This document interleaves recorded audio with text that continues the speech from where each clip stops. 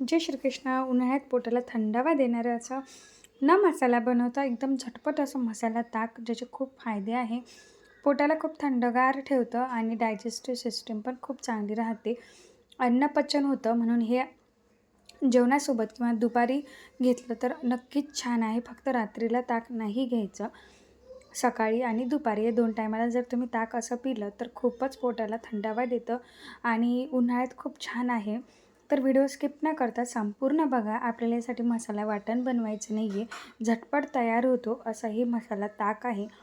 त्यासाठी इथे मी थोडीशी पुदिन्याची पाला घेतलेला आहे असा. सोबत एक मिरची घ्यायची अशी कट करून, पोपटीवाली मिरची, फिक्की असते ती, तिखट नसते. एक आल्याचा तुकडा घ्यायचा. आता याला काय करायचं, असं बारीक न करता याच्यासोबत थोडंसं ताक टाकून हे बारीक करायचं आहे, फिरवून घ्यायचं आहे. काय होतं ना, ताकानं मग ते झटपट बारीक होतं आणि व्यवस्थित मिक्स होतं.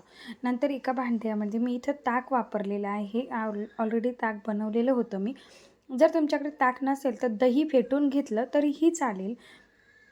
आता हे मिक्सरमधून मी अशा पद्धतीनं बारीक करून जे घेतलं होतं पुदिन्याचा पाला आणि ते त्याच्यामध्ये थंडगार पाणी टाकून ते आपल्या ताकामध्ये मिक्स करायचं आहे.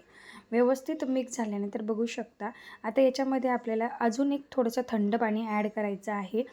आता इथे मी जिरा पावडर वापरलेली आहे. जिरा पावडर आपल्या घरामध्ये आपण सहज ठेवत असतो. जिरा पावडर, धना पावडर टाकायची आहे. खूप छान लागते.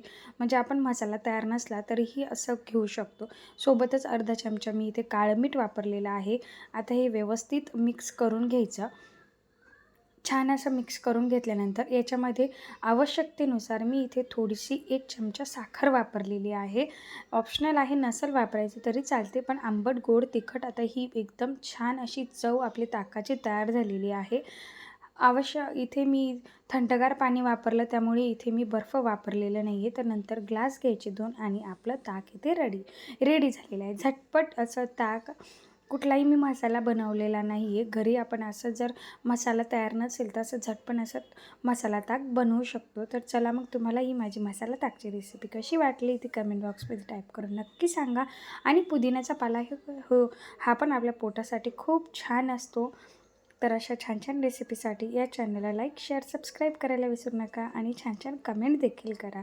थँक्यू. जय श्रीकृष्ण.